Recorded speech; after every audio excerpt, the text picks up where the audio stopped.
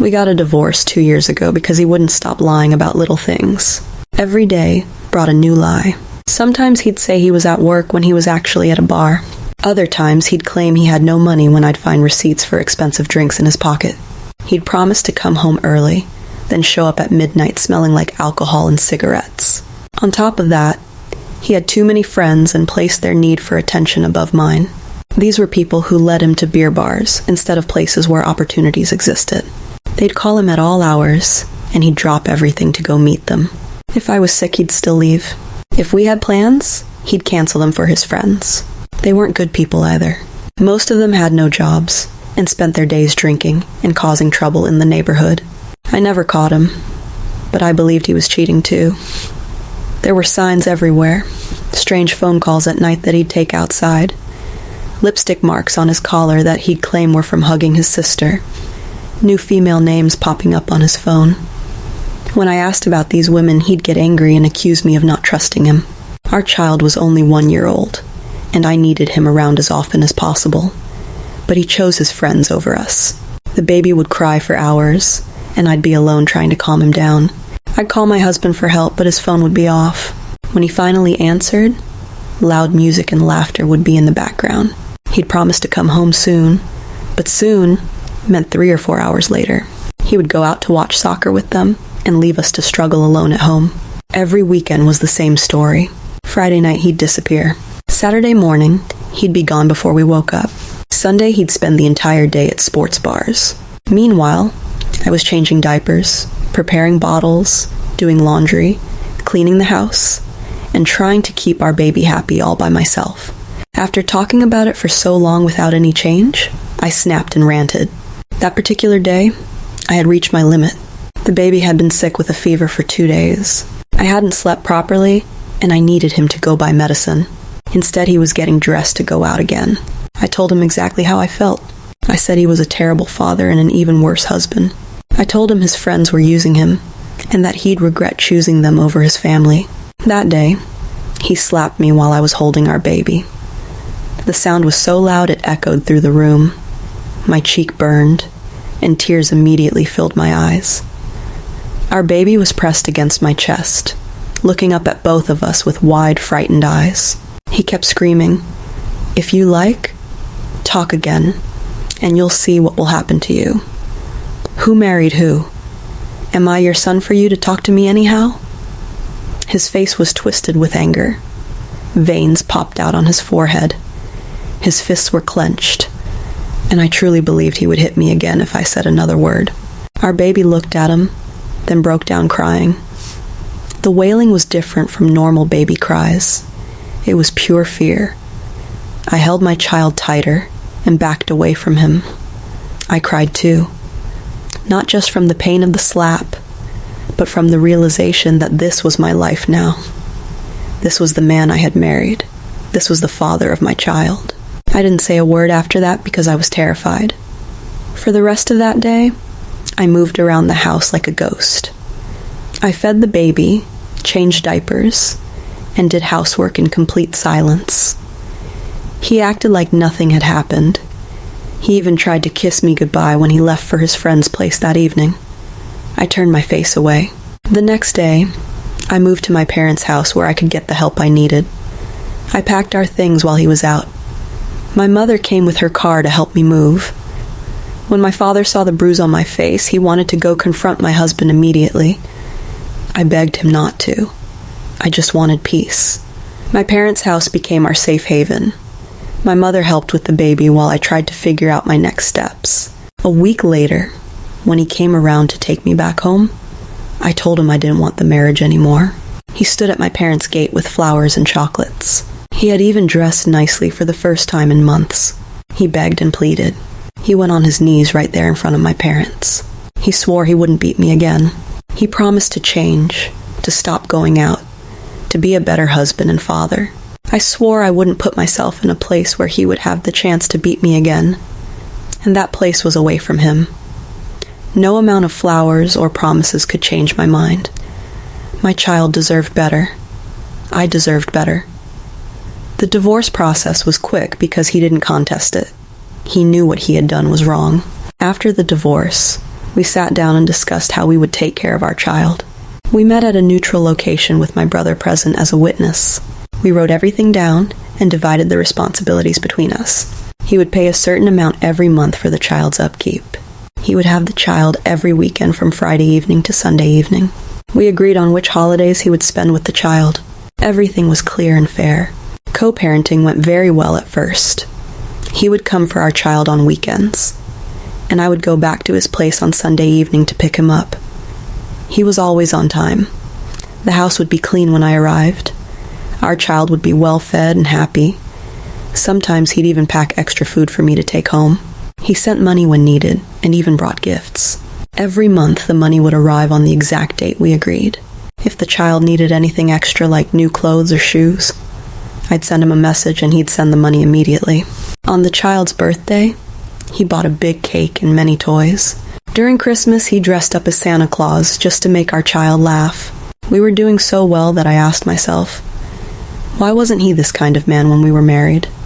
He was responsible, caring, and present. He never missed a weekend with the child. He attended every doctor's appointment. He even started asking about my well-being and if I needed anything. But I had moved on long ago and didn't love him anymore. My heart was so empty that even if he had brought me the world, I would have said no. The man who slapped me while I held our baby was still fresh in my memory. Good behavior for a few months couldn't erase years of pain. Then one Friday evening, he called to tell me he wouldn't be able to come for our child because he was attending an event with his girlfriend. The call came just as I was packing the child's weekend bag. I had already told our child that Daddy was coming. The excitement on that little face was priceless. Now I had to explain why Daddy wasn't coming anymore. I said, "Girlfriend, are you choosing her over your child?" My voice was calm, but inside I was boiling. How could he do this? We had an agreement. The child came first, always. No exceptions. He tried to explain that it was an important event, that he'd make it up the following weekend, that the child would understand. But children don't understand broken promises. They only know that Daddy didn't come when he said he would. It didn't change anything, but that weekend I felt very angry, scared, and sad. Angry because he was breaking our agreement. Scared because I wondered if this was the beginning of him abandoning his child. Sad because our child kept asking for Daddy, and I had no good answer. I spent the whole weekend trying to keep the child entertained and happy, but those little eyes kept looking at the door, waiting. I didn't expect him to stay single forever, but I also didn't expect him to move on so soon, to the extent of choosing a date over spending time with his child. It had only been a few months since our divorce. The ink on our divorce papers was barely dry, yet here he was, prioritizing a new woman over his own flesh and blood. When he called again, I asked him to come to the table so we could redraw the agreement now that he had a girlfriend. I wanted everything clear. If he was going to be spending time with this woman, I needed to know how it would affect our child. Would she be around during his weekends with the child? Would she be living with him? These were important questions that needed answers. I didn't want to assume the old agreement still applied while he changed things as and when he pleased. He said, "I'll come today. Then, I'll come tomorrow." But he never showed up. Days turned into weeks. Every time I called, he had a new excuse. He was busy with work. He was out of town. He would definitely come next week. The lies were starting again, just like when we were married. Whenever it was his turn to come for the child or visit as stated in our agreement, he made excuses. "I'm sick. My car broke down. I have to work overtime." The excuses became more creative each time. Once, he even said he had to attend a funeral, only for my friend to see him at a restaurant with a woman that same day. I decided not to say much or do much. Even when he stopped sending money, I didn't call. I was tired of begging a grown man to take care of his own child. I focused on working harder to provide for my child. My parents helped when they could. We managed without him. He did this for a very long time. Months passed without a word from him. Our child stopped asking for Daddy. It broke my heart. But what could I do? I couldn't force him to be a father. I couldn't make him care. I just continued doing my best as a single mother. One day, He called and said he wanted to have a face-to-face conversation. His voice sounded different, more serious. I refused and told him we should do it over the phone. I didn't trust him enough to meet in person. I didn't want to give him the chance to manipulate me with his presence. When he called, he said, "I've told my girlfriend about you and the child. She wants to be sure there will be no baby mama drama, so she wants to meet you too." I couldn't believe what I was hearing. After months of ignoring us, now he wanted us to meet his girlfriend? For what? To get her approval? My answer was simple. I don't want to meet anyone. Deal with her however you please, but don't bring me and my child into it. I wasn't interested in his relationship. I wasn't going to parade myself and my child for his girlfriend's inspection. We weren't some problem that needed to be solved. We were his responsibility, whether his girlfriend liked it or not. He accused me of sabotaging his relationship, when all I was doing was living my life. He said I was being difficult and jealous. He claimed I still had feelings for him and couldn't stand to see him happy. The accusations were so ridiculous I almost laughed. How was I sabotaging anything when I hadn't even spoken to him in months? He hadn't sent money for months. He hadn't come for the child for months. He hadn't even visited. Yet one day he called, speaking only about himself as if we didn't matter. The entire conversation was about his girlfriend's feelings, his relationship, his happiness. Not once did he ask about the child's health, school, or needs. His selfishness was what made me bitter. Then one Saturday afternoon, he came around to see the child, but he showed up with his girlfriend. I heard the car pull up and looked through the window. There she was, sitting in the passenger seat. They both got out and walked to my door. I felt ambushed and put on the spot. No warning, no call, nothing. Just showing up with her like it was normal. He said, "Meet my girlfriend. She's been dying to meet you." She stood there smiling, extending her hand for a handshake. She was young, probably in her early 20s. Designer clothes, expensive jewelry, perfect makeup. Everything about her screamed money. I snapped. Not in a loud, dramatic way, but in a cold, matter-of-fact way. I looked at both of them and decided they needed to hear the truth. I said, "I thought we agreed I didn't want to meet her, so why bring her here without telling me?" My voice was steady, but my hands were shaking. How dare he disrespect me like this in my own home? I didn't even raise my voice much. I simply told the lady all the wrongs he had done to me and my child, the money he didn't send, the agreement he broke, and the excuses he made to run from his responsibilities. I told her about the months of silence, the broken promises, the child who stopped asking for daddy. I told her everything in a calm, clear voice. I concluded, if you're the reason he's treating us this way, then one day he might do the same to you. I wanted her to understand the kind of man she was dating. A man who could abandon his own child for a new relationship wasn't worth anyone's time. I shut my door and left, while they both stood there speechless. Through the window, I watched them walk back to the car. She was no longer smiling.